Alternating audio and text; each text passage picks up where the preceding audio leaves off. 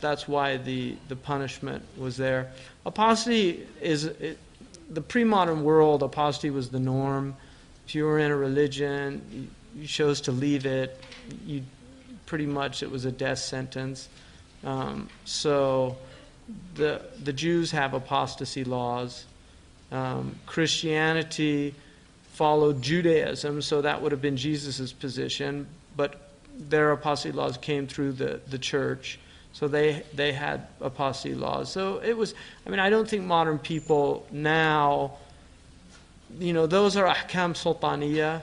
And it's important to remember, the Prophet ﷺ said in a sound hadith, لَا تَنْقَضِيَنَّ عُرَى الْإِسْلَامِ عُرْوَةً عُرْوَةً.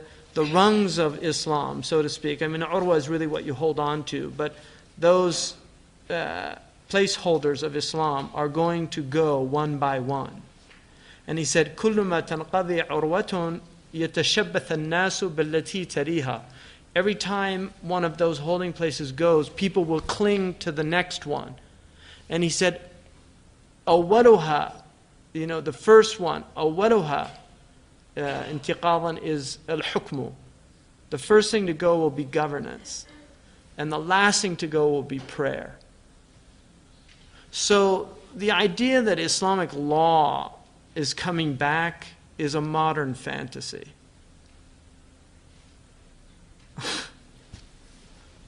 This kind of idea that some of these Islamic movements have put out there, we need to reestablish Sharia.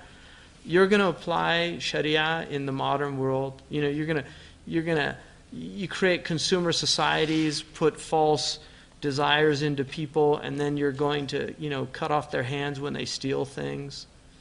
Yeah, I don't think it's going to work. So, I'm not an advocate of re-implementation of hudud and all these things. I think it's long gone, it's been long gone, and the Prophet ﷺ said the sign of jahiliyyah is when you implement on weak people and leave the strong people. Well, if that's not the modern world, I don't know what is. So just to have these superficial implementations of had punishment and say we're establishing Sharia. That's not Sharia. Sharia is creating social justice, is creating an environment of brotherhood and love where people actually take care of each other. And then, in that situation where people break those social trusts and bonds, yeah, there should be harsh punishments. But even in the harsh punishments, if you look at Sharia, Sayyidina Umar caught a man stealing once.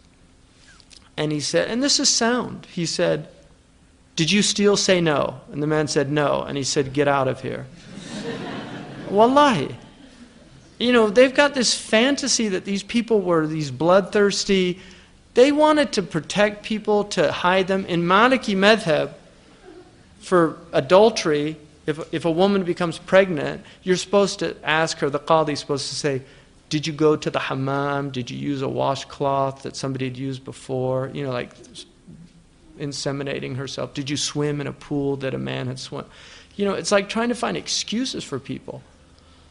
It's not, and then also if your own daughter got pregnant, you're supposed to veil her. You're not supposed to kill her. You're supposed to veil her. What they used to do is they would keep them in the house, give birth, and then they would actually attribute the child to themselves. That's rahmah. This other thing is very alien. I don't know what's happened to people personally. I really don't. I don't know what happened to people. But all this harshness, and it has nothing to do with the Sharia of the Prophet ﷺ. His Sharia was mercy. And the had punishments are real, and I believe in them. It's not like I don't believe in them, so don't get me wrong. But I do believe that they have been grossly misinterpreted, and I also believe that implementation of them in the current social conditions would be a grave injustice. That's my personal opinion. You can take that or leave it. So.